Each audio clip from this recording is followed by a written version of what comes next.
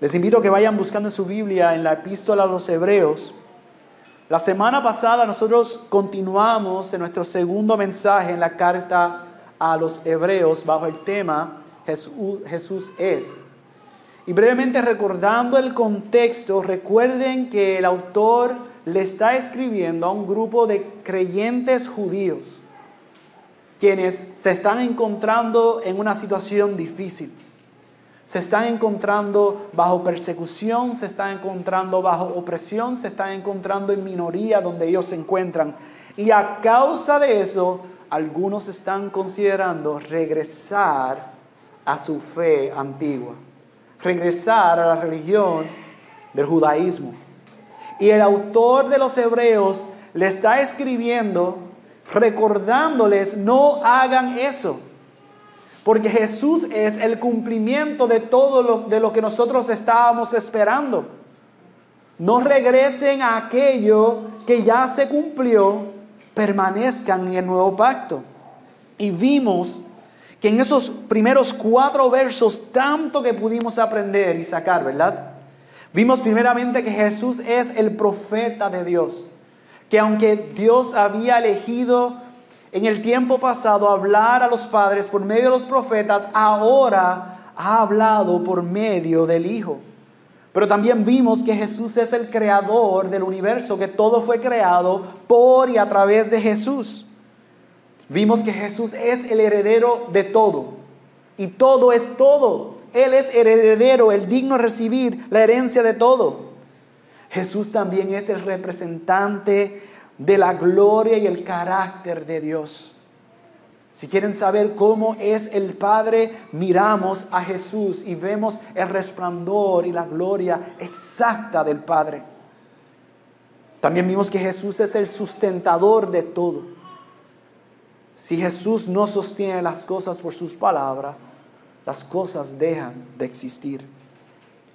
Vimos también que Jesús es el sacerdote que limpia de pecado, es el mejor sacerdote, el perfecto sacerdote, el que pudo hacer la obra perfectamente porque Él es sin pecado y no solamente hizo la obra, sino que hizo algo que ningún otro sacerdote pudo hacer, que es después de hacer el sacrificio pudo sentarse porque la obra ya consumada es.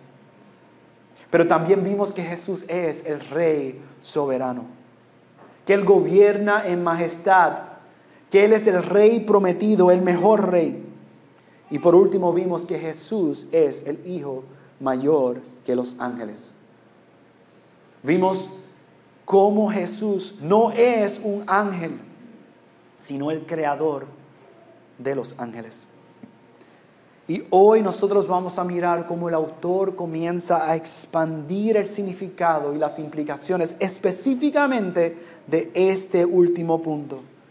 Y lo va a hacer presentando citas del Antiguo Testamento, comprobando la preeminencia del Hijo. Así que acompáñenme en sus Biblias en Hebreos capítulo 1, versos 5 al 14, los cuales nosotros estudiaremos hoy bajo el título el Hijo mayor que los ángeles.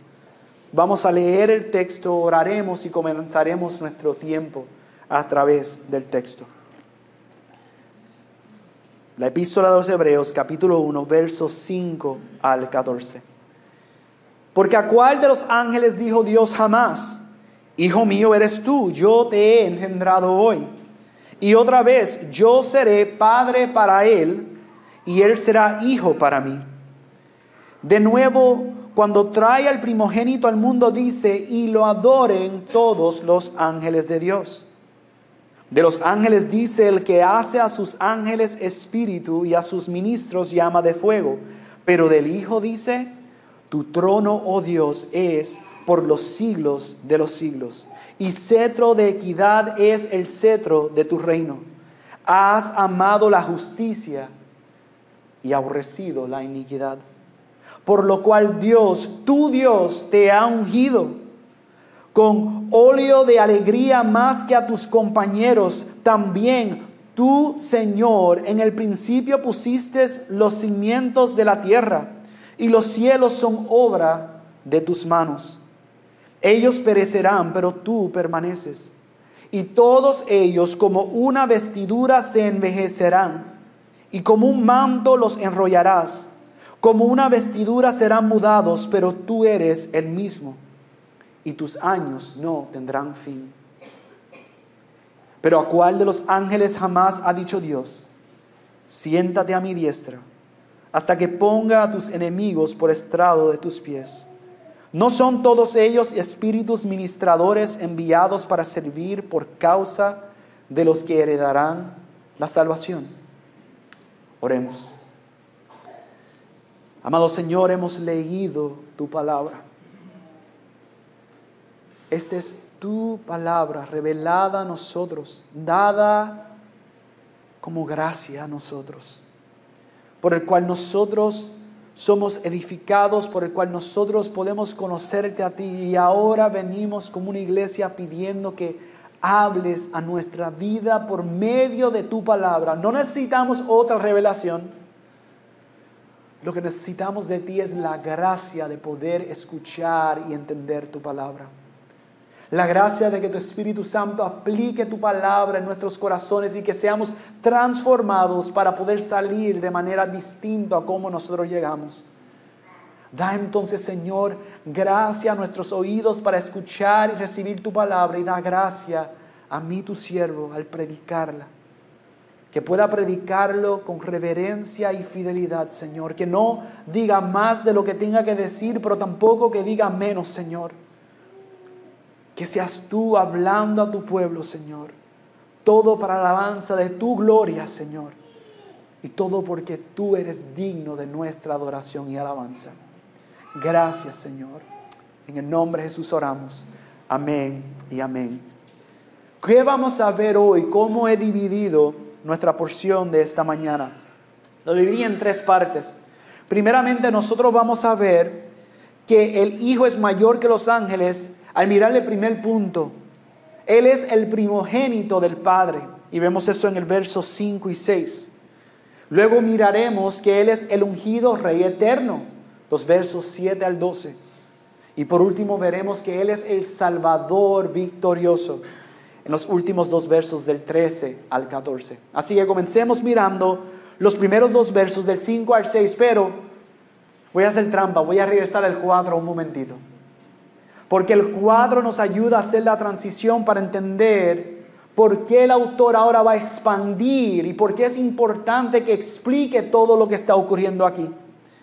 El verso 4 nos dice: siendo mucho mejor que los ángeles por cuanto ha heredado un nombre más excelente que ellos. Recuerden lo que vimos la semana pasada en este punto. Los judíos tenían ideas erradas sobre los ángeles. Ellos creían que los ángeles los rescatarían de los problemas. Ellos creían que habían ángeles asignados a cada persona. Estas creencias, ellos no estaban fundamentados en la palabra. Estas creencias surgieron durante el segundo templo. Ellos escuchando y viendo y tratando de entender, ¿qué está ocurriendo ahora? Han pasado 400 años, Dios no ha hablado, Jesús hasta ese tiempo no había venido. Entonces comenzaron a crear y decir, bueno, ahora es que Él nos habla por sus ángeles. Y Él envía a sus ángeles para poder protegernos. Cada persona, si tú eres un hijo de Dios, tiene un ángel. Entonces ellos tenían estas ideas erradas. Pero el autor quiere resaltar que el Hijo es mucho mejor, por cuanto Él ha heredado un nombre más excelente que ellos. ¿Cuál es ese nombre? Bueno, podríamos pensar que está hablando de Filipenses, donde dice que Él heredó el nombre de Señor. Y eso es verdad, pero ese no es el contexto de esta carta.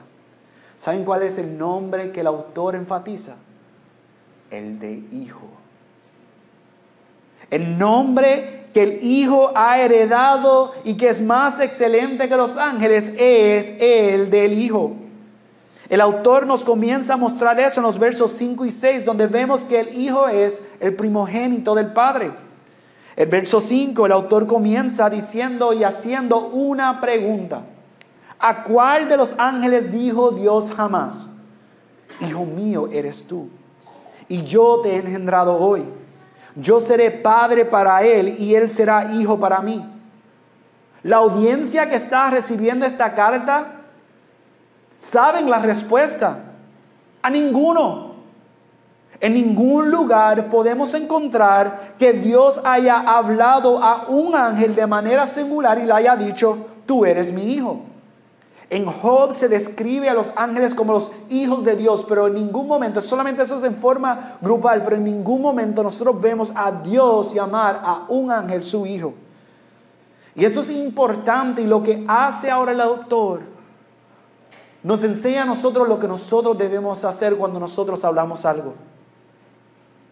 ¿Ves? El autor le está escribiendo a esta iglesia, pero reconoce que Dios es el Dios de estos creyentes.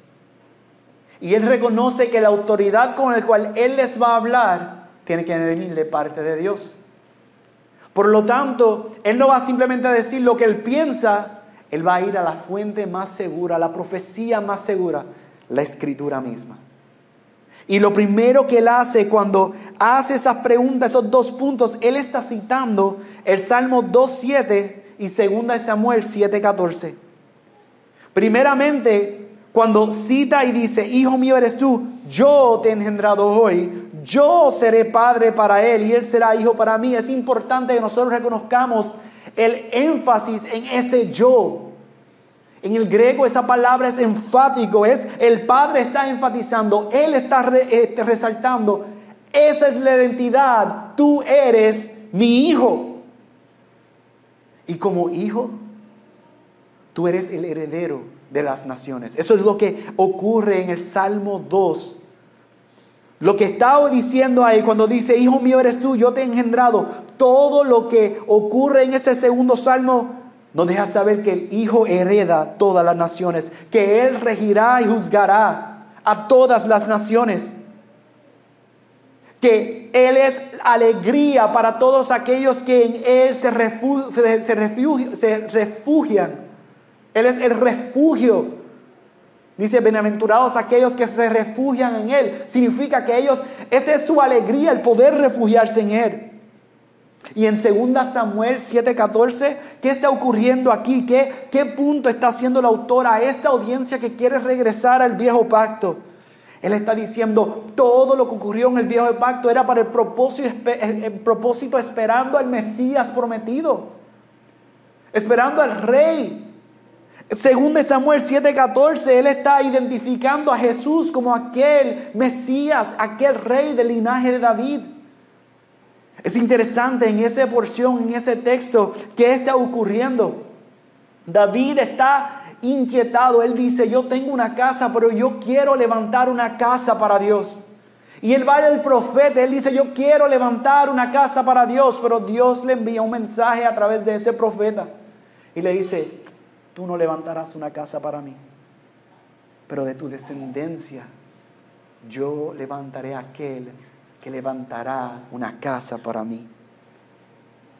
Claro, en momento histórico, Salomón, el hijo de David, levantó una casa. Pero nosotros por Cristo sabemos que hay uno que levantó una casa mucho mejor. Y ese es Cristo Jesús. Él es quien edificará la casa de Dios. Y si tú has estado con nosotros estas pasadas semanas, los miércoles en 1 de Pedro, nosotros hemos podido ver que Jesús es la piedra angular, el fundamento sobre el cual estamos edificados nosotros como piedras vivas para una casa espiritual, como un sacerdocio santo, con un propósito de anunciar las glorias del Señor. Él está diciendo, este Jesús es mejor que los ángeles, es mejor que el pacto antiguo. Él es el primogénito del Padre. Ahora, ¿qué esto no significa? Y esto es importante. Porque muchas falsas religiones y herejías ven este texto y dicen, bueno, ahí está la evidencia. Entonces Jesús en un momento no existía. Él tuvo que nacer. Yo me acuerdo un día se me acercó alguien a la puerta de mi casa, tocó. Vengo a hablarte del glorioso evangelio. Y el mensaje que me dio no tenía ni nada glorioso ni evangelio. Porque el Cristo que me quiso presentar no es el Cristo que dice la palabra. El Cristo que dice la palabra dice que Él siempre existió como el Hijo. Él siempre ha sido el Hijo, pero ¿qué está ocurriendo aquí cuando dice te he engendrado hoy? Está diciendo que aquí el Padre manifestó toda su identidad ante todo. Él afirmó la identidad de Jesús ante todos. ¿Cuándo fue que el Padre manifestó la identidad de Jesús? Del Hijo como el Hijo. Bueno, recuerden esto, durante su ministerio en la tierra, los hombres, muchos le veían, no lo veían como Él era. Lo veían y lo veían simplemente como un hombre. Lo veían como un carpintero, cuestionaban. Los líderes religiosos lo ponían a prueba. Solamente por revelación especial, unos pocos, sus discípulos en cierto momento pudieron apreciar quién Él era verdaderamente. Pero donde nosotros vemos que ante todos, ¿y qué fue lo que ocurrió que transformara la vida de los discípulos, de los seguidores de Jesús? La resurrección. Fue en la resurrección donde el Padre quitó toda duda de las mentes de aquellos que lo seguían en cuanto a quién Él era, de su procedencia divina, de que Él era Dios entre ellos. Pablo lo escribe de esta forma en Romanos 1:4. Dice, Él fue declarado Hijo de Dios con poder por la resurrección de entre los muertos. Así que el Hijo siempre existió como el Hijo. Dios es trino, Padre, Hijo y Espíritu Santo, eterno. Pero quedó manifestado ante todos por medio de su resurrección, su identidad como el Verbo encarnado. ¿Y saben lo que ocurrió con la encarnación del Verbo? Con su muerte y su resurrección.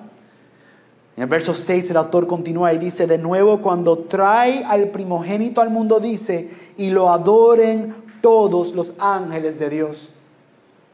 Desde su concepción hasta su ascensión, nosotros vemos ángeles adorando y sirviendo a Jesús. Los cielos se llenaron para proclamar que había nacido en Belén. Y cuando llegaron los discípulos a la tumba vacía, un ángel estuvo ahí. Y cuando ascendió al cielo, los ángeles le dicen, ¿qué hace mirando? Así como se fue, regresará. Y adoraban al Señor.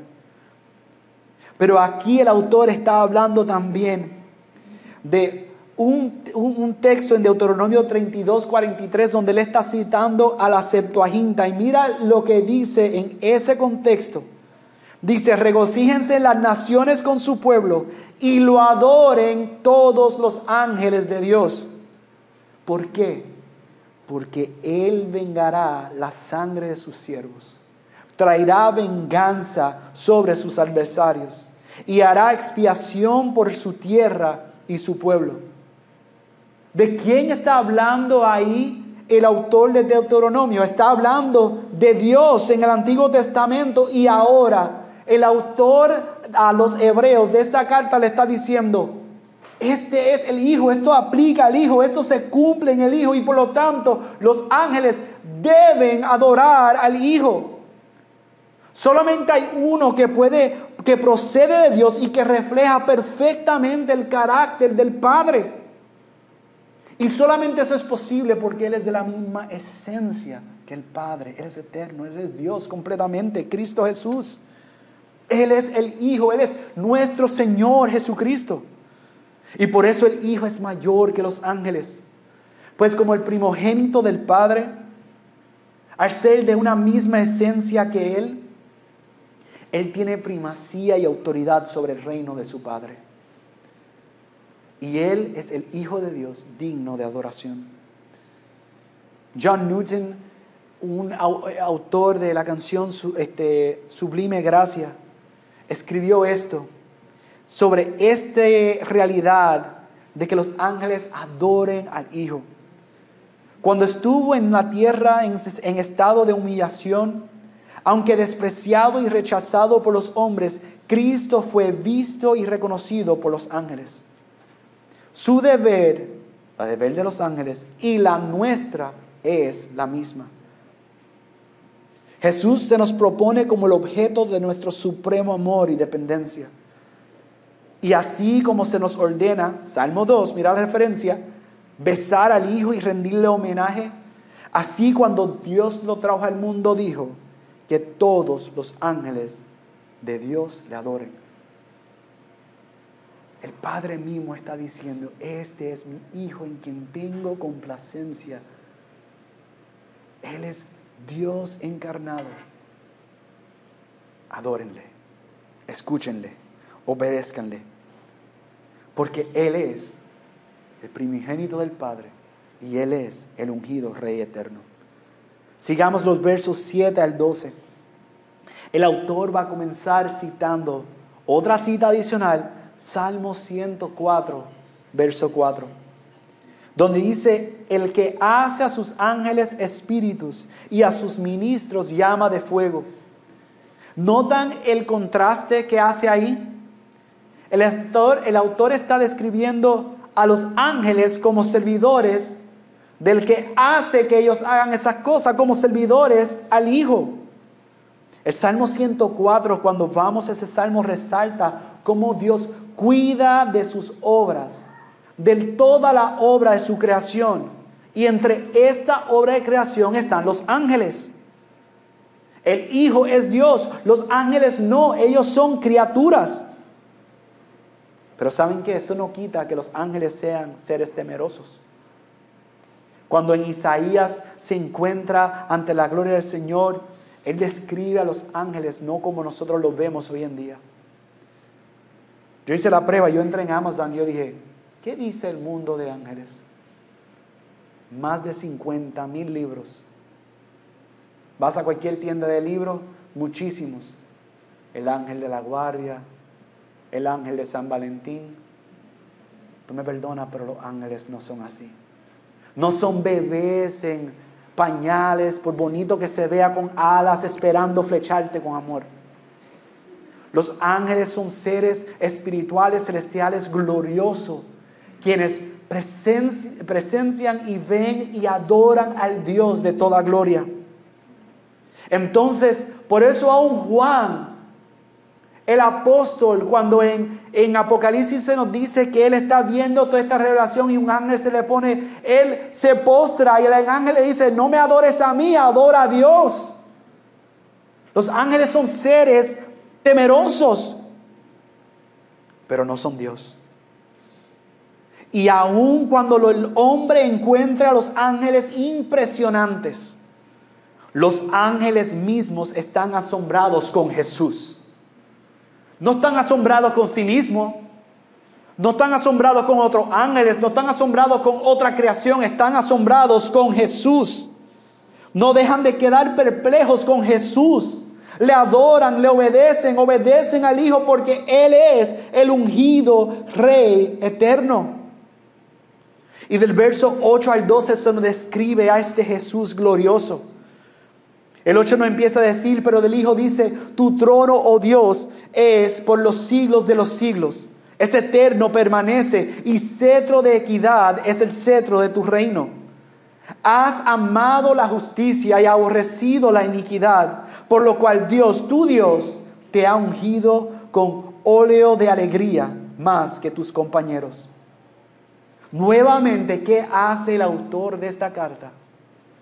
En este primer capítulo, donde él está escribiendo a esta iglesia que está pensando, estos creyentes que están esparcidos, que están pensando regresar a la fe antigua, le está diciendo, no lo hagan. Jesús es el cumplimiento de lo que nosotros estamos esperando. Mira lo que dice el Señor desde el Antiguo Testamento. Miren el Salmo 45, 6 y 7. Miren a Isaías 61. El Hijo es el prometido Mesías. Él es el ungido de Dios. Eso es lo que significa esa palabra, Mesías, el ungido de Dios. El Hijo ha amado la justicia y ha aborrecido la verdad. Lo vemos en su vida de obediencia y santidad perfecta. Jesús caminó perfectamente en la voluntad del Padre. Y toda su vida, todo su ministerio testifica de esto y el Padre mismo afirma eso en su resurrección. El Hijo cumplirá todas las promesas de Dios. Él traerá justicia y juicio al mundo. El Hijo tiene dominio eterno.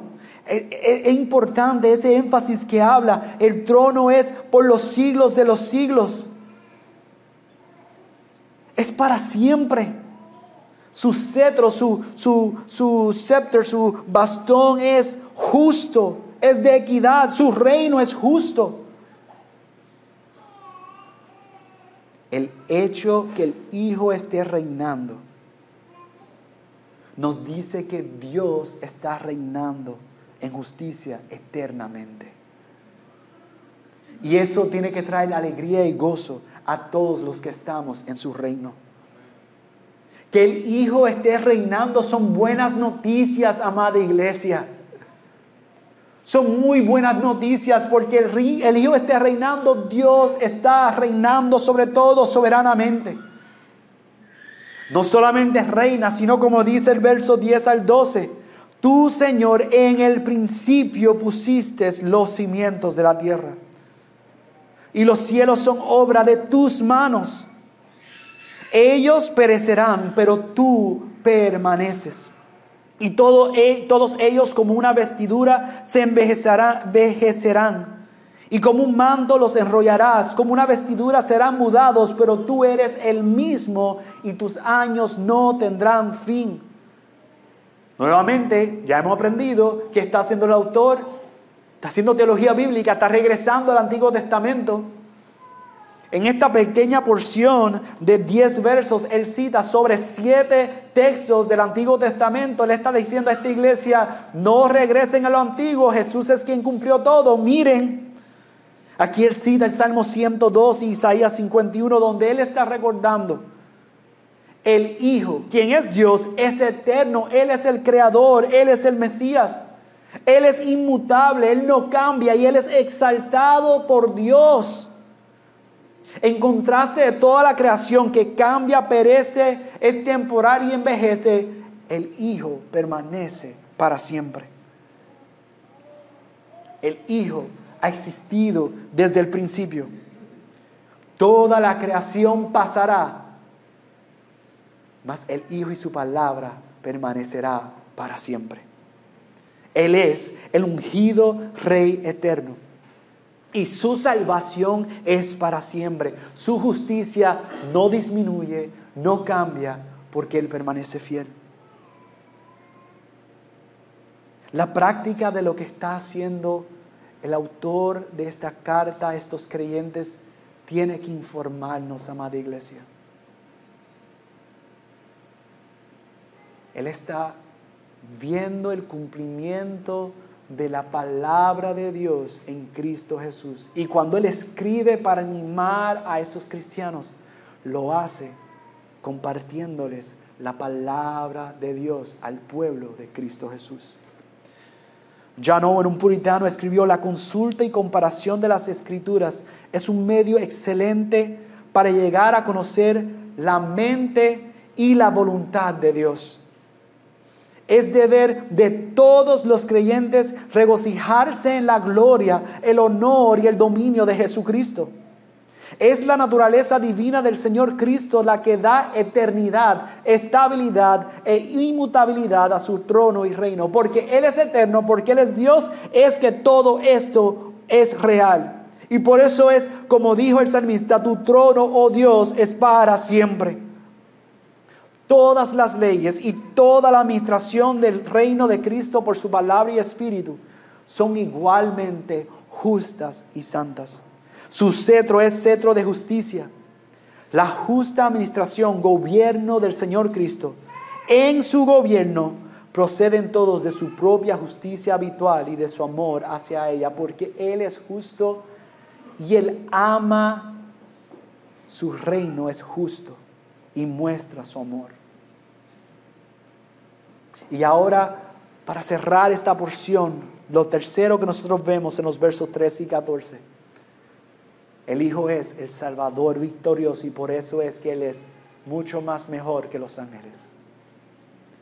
Hebreos 13 y 14, el autor comienza a mostrar cómo el Hijo es mayor a los ángeles porque solo el Hijo es ese Salvador victorioso. Pero, y otra vez con una pregunta, porque nuevamente este grupo está pensando regresar, este grupo está diciendo, bueno, tenemos que regresar quizás a considerar ángeles en nuestro contexto porque estamos siendo oprimidos. Y él le recuerda y le escribe, pero ¿a cuál de los ángeles? Jamás ha dicho Dios, siéntate a mi diestra hasta que ponga tus enemigos por estrado de tus pies. ¿No son todos ellos espíritus ministradores enviados para servir por causa de los que heredarán la salvación? ¿A que no saben qué hizo el autor cuando escribió eso? Si pensaron que citó un salmo, tienen toda la razón. Citó el Salmo 110 y quiero que sepan que este salmo, yo les animo que mientras van leyendo Hebreos regresen y lean este salmo porque este es el salmo más citado en todo el Nuevo Testamento en relación a la persona y obra de Cristo Jesús. Porque nos dice que el Hijo sentado a la diestra del Padre tiene toda la autoridad de Dios para gobernar soberanamente y juzgar al mundo. El Hijo es demostrado y revelado aquí como un rey, pero no cualquier rey, es un rey guerrero, es un salvador victorioso. Los ángeles son sus siervos, son sus servidores enviados para servir por causa de los que heredarán la salvación. Ellos le sirven al Rey glorioso, al Salvador victorioso. Y como Salvador victorioso, el Hijo, solo el Hijo, da a su pueblo, aquel pueblo que Él salvó, vida por su Espíritu. Los santifica por su gracia, los preserva por su fidelidad. Los resucita de entre los muertos en el último día por su poder. Y los recompensa gloriosamente por toda la eternidad en su justicia. Ningún ángel tiene esa autoridad. Solo el Hijo tiene la autoridad y el poder para poder salvar. Delante del Hijo todo enemigo, amada iglesia, quedará vencido y postrado ante sus pies. El Hijo es mayor que los ángeles, pues Él es el Salvador victorioso. B.B. Warfield nos recuerda a esto porque por un pequeño tiempo el Hijo fue hecho menor que los ángeles. En un sentido, en su encarnación fue hecho menor que los ángeles por un breve tiempo. Pero ¿saben qué? Mira lo que él dice. Dice, Jesucristo se rebajó solo para conquistar. Y se rebajó para conquistar no para sí mismo, porque Él es Dios. Él no necesitaba tener una victoria, Él ya tenía la victoria, sino por nosotros. Cristo se rebajó, se encarnó para conquistar en nuestro lugar, para poder cumplir la voluntad del Padre y hacer lo que nosotros no podíamos hacer y hacerlo perfectamente, de tal forma que ahora está a la diestra del Padre como el Salvador victorioso. Mi amada iglesia, cuán glorioso es el Hijo que es mayor que los ángeles. Y el autor de los Hebreos le está recordando a esos creyentes judíos: no miren y tengan temor ni asombro en estos ángeles. Mira a lo que los ángeles mira lo que toda la creación mira, al Señor Dios, al Hijo, quien reina y quien es el Salvador victorioso.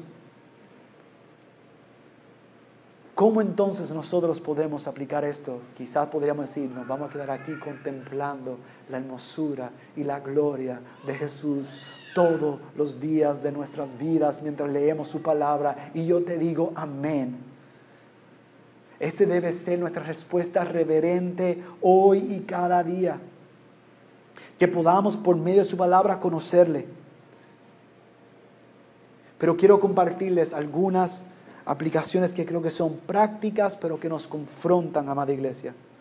Primeramente, haciendo una salvedad para que vean la hermosura de lo que Dios ha dejado para nosotros en este primer capítulo de Hebreos. Ningún capítulo en todo el Nuevo Testamento expone la divinidad de Jesucristo de manera tan completa y ferviente como este primer capítulo del libro de los Hebreos. Otros capítulos se destacan por su descripción de la deidad de Cristo. Juan 1, Colosenses 1, con el cual se cerró la semana pasada. Pero el peso del testimonio de la naturaleza divina de Cristo, no hay nada en toda la Escritura como el aluvión de versículos del Antiguo Testamento que se aplican en Hebreos 1. Y eso no lo digo yo, lo dice el pastor Richard Phillips. Ningún otro lugar. ¿Quieren conocer a Cristo? Las implicaciones. Nosotros ahora mismo hemos tenido quién es Cristo en su divinidad desplegado delante de nosotros. ¿Ha hecho eso algo a nosotros? ¿O no hemos sentado indiferentes con todo lo que acabamos de escuchar? Amada iglesia, reconocer que el Hijo es mayor que los ángeles implica que solo el Hijo de Dios, solo Cristo, merece nuestra adoración. Toda la creación fue creada para adorar y glorificar su nombre. Toda la creación. Los ángeles, pero también nosotros. Nosotros, amada iglesia, no podemos olvidar, nosotros somos criaturas. Nosotros no estamos llamados para asombrarnos los unos de los otros. Si hay algún asombro que nosotros tengamos de lo uno de los otros, sea de la obra de Cristo en nosotros. Que nuestro asombro sea en Cristo y no en nosotros. ¿Qué significa entonces que Cristo merece nuestra adoración? La adoración, amada iglesia, no es simplemente cantar canciones. No solamente decir que Él merece nuestra adoración, es que nosotros le debemos nuestra adoración. Y es una vida en reverente obediencia al Creador, al Hijo, al único que ha recibido un nombre más exaltado que cualquier nombre, al Hijo. Nosotros, amada iglesia, fuimos creados para glorificar a Dios, para alabarle, pero también en su gracia para poder deleitarnos en tener una relación de padre e hijo con Él. Esa es la gloria. El hecho de que Jesús sea el primogénito, la implicación es que todos los que en Él creen, todos los que creen en el Hijo, tenemos la dicha de poder ser adoptados como hijos. Él es el Hijo, pero nosotros tenemos la dicha de ser adoptados como hijos. Y como tal, merece nuestra adoración porque solo Cristo es el Hijo primogénito del Padre. Su vida de obediencia perfecta al Padre, su muerte expiatoria y propiciación en nuestro lugar, por nuestra culpa, por nuestros pecados, su resurrección en poder y su ascensión a la diestra del Padre, todos testifican, todas atestiguan de que Él es el Hijo primogénito de Dios. Pero siendo honesto, amada iglesia, yo creo que muchas veces nosotros somos olvidadizos de eso. Nosotros muchas veces ya no nos asombramos con Cristo. Nos entretenemos con otras cosas, nos distraemos con otras cosas. Es más, distinto a lo que hace el autor a los hebreos, quien está buscando animar a la iglesia mostrándole a Cristo desde el Antiguo Testamento. En vez de nosotros buscar en las Escrituras para poder contemplar y conocer a Cristo, nosotros buscamos crear a un Jesús a nuestra imagen y preferencia. No a uno que es conforme a la revelación de Dios en su palabra, porque ese Cristo es Señor. Y yo quiero ser Señor de mi propia vida. Ese Cristo es Dios. Y yo no quiero someterme a Él. Y yo creo que como nosotros vivimos debe alentarnos, amada iglesia. Y amigo que me escuchas, que tú puedes con facilidad decir, sí, ese Cristo no es mi Señor. Debe alentarnos a hacer lo único que nosotros podemos hacer, que es correr a Cristo y arrepentirnos de nuestro pecado. Es, si somos creyentes, volver a su palabra, sentir el peso de quién es Cristo Jesús. Eso es lo que nosotros vamos a ver en Hebreos. Vamos a ver verdaderamente quién Cristo es. Amada iglesia, que podamos sentir el peso de quién es Cristo en todo su esplendor y gloria. Y que nosotros dejemos que Dios sea, por medio de su palabra, quien informe nuestro entendimiento, que llene nuestro corazón por amor a Cristo, el Hijo de Dios. Pero también Él merece nuestra adoración, porque solo Cristo es el ungido Rey eterno. Solo Él como Rey. El Rey Mesías, el ungido de Dios, el prometido del linaje del Rey David, el que edifica la casa de Dios, solo Él es digno de nuestra obediencia, lealtad y devoción completa. Solo Él. Solo Él es merecedor de ese tipo de lealtad. Entonces, no solo que nosotros crezcamos en esta expectación de entendimiento de quién es Dios, sino también en nuestra obediencia a vivir deleitándonos en su gobierno y justicia. Porque le quiero decir una advertencia a todo aquel que cree que con saber mucho de Cristo va bien.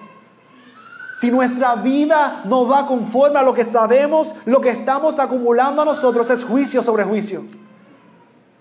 Porque no podemos decir que fuimos ignorantes cuando estemos delante de Él.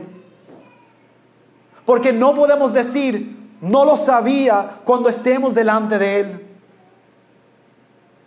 Lo que va a quedar revelado cuando estemos delante de Él, si nuestra vida no es conforme a lo que nosotros sabemos que Dios ha dicho, es la rebeldía y el pecado que nosotros hemos aguardado, la amargura. Va a quedar revelado que nosotros somos enemigos de Dios. Así que no solo que crezca nuestro entendimiento, sino nuestra obediencia. Amada iglesia, que nuestras vidas no estén distraídas con el reino de este mundo. Él es el Rey, soberano, eterno. No estemos distraídos, no estemos en dos reinos. Estamos batallando en este reino de tinieblas, pero nosotros servimos al reino todopoderoso. Así que no podemos tener ángeles. No podemos tener ídolos. No podemos tener cosas en las cuales nosotros pongamos toda nuestra fe, toda nuestra dependencia, toda nuestra confianza. Por más bonito que se vea, por más esplendoroso que se vea, toda cosa que no es Dios es creación. Y eso es idolatría. Y eso es pecado. Y eso es abominable a Dios. Tampoco podemos tener otro intermediario que no sea el Hijo. Entre Dios y nosotros, solo el Hijo es el mediador del pacto perfecto, bueno, que nos da acceso y entrada ante la presencia del Padre. No son ángeles, no son santos. Eso es abominable ante Dios. No lo digo yo, lo dice su palabra. ¿Sabe por qué? Porque tampoco podemos tener salvación aparte del Hijo. No podemos ganarnos la salvación que entre en nuestra cabeza. Yo creo que si nosotros pudiéramos entender que la salvación es una obra de gracia de Dios realizada en el Hijo a favor de nosotros. Que la salvación no se trata de que yo fui un buen hijo, un buen esposo, un buen pastor. No se trata de eso. Se trata de que el bueno y justo es uno y es Cristo Jesús. Yo creo que si nosotros pudiéramos entender eso, nosotros amaríamos a Jesús más cada día. No hay salvación aparte de Él. Solo Él es el Mesías. ¿Y saben qué? Rechazar al Hijo es rechazar la salvación de Dios. No hay salvación fuera de Él, no hay otro camino, no hay un backdoor. Solo hay Cristo. Y tercero, le debemos nuestra adoración porque solo Cristo es el Salvador victorioso. Esto es buena noticia, amada iglesia. Sin importar cuál sea nuestra realidad presente, sin importar la aflicción, la enfermedad, sin importar la prueba, sin importar las batallas que estemos luchando, recordemos, Él ha vencido y un día todos sus enemigos, todos estarán postrados ante sus pies. No ante el nuestro. A muchos de nosotros nos gusta decir, sí, yo tengo al enemigo pisado y está postrado ante mi pie. No ante el nuestro, sino ante sus pies. Solo Él es Dios. Solo Él es el Salvador victorioso. Pero para nosotros, si nosotros estamos en Cristo Jesús, nuevamente estas son buenas noticias. Porque en Él, en su victoria, nosotros somos victoriosos. Porque Él ha vencido, nosotros venceremos. Pero nuevamente,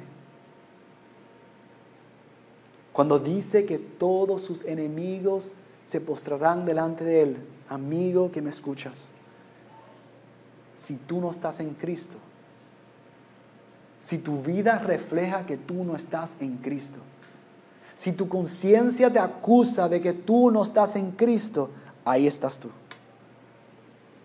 Y quiero que sepas, tu rechazo de su señorío no te libra de su señorío. ¿Escuchaste?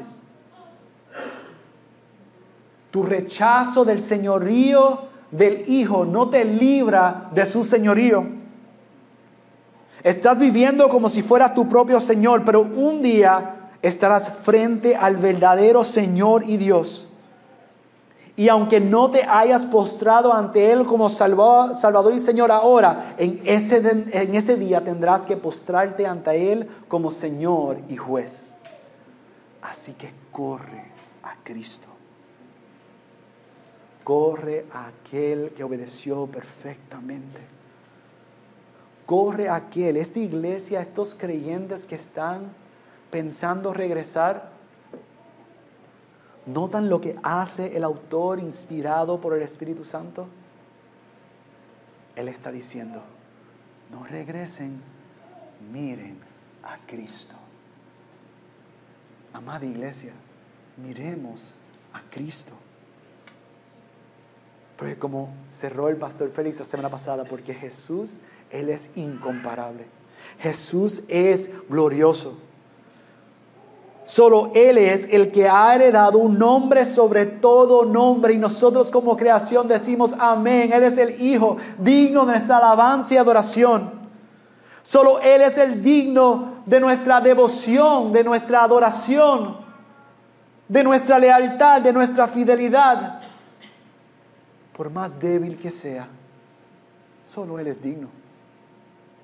Y solo Él es quien gobierna todo y es creador de todo.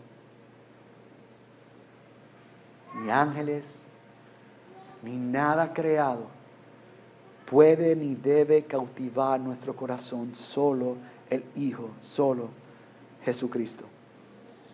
Porque, amada iglesia, solo Él es el digno Dios. Yo oro el que tenga oídos para oír, haya escuchado la voz de Dios. Oremos. Amado Padre, gracias por este primer capítulo de Hebreos. Gracias por el gran recordatorio de que nosotros tenemos la fuerza más poderosa en tu palabra. Señor, ayúdanos, Padre, a poder leer, comprender, meditar en tu palabra para poder conocerte más, para poder glorificarte más, para poder adorarte más, para adorarte como tú has establecido que debemos adorarte. Señor, para poder contemplar la gloria de Jesús. Ayúdanos a no impresionarnos con creación, sino ver cómo la creación anuncia tus obras y tu gloria. Que todo lo que nosotros veamos y hagamos sea apuntado a glorificarte y adorarte a ti. Solo tú eres digno. Nosotros somos beneficiarios de quién tú eres y lo que has hecho. Así que ayúdanos, Padre. Que tu palabra pueda completar la obra en cada uno de nosotros. Que puedas, Padre amado, salvar a los pecadores por medio de la proclamación de tu palabra, y que puedas edificar a tu iglesia, y que puedas formar en nosotros cada día más y más asombro por Jesús, pero también, Señor, forma a Cristo en nosotros. Que donde quiera que vayamos, Padre amado, podamos glorificarte en obediencia, porque solo tú eres el digno Dios. En el nombre de Jesús oramos. Amén, amén.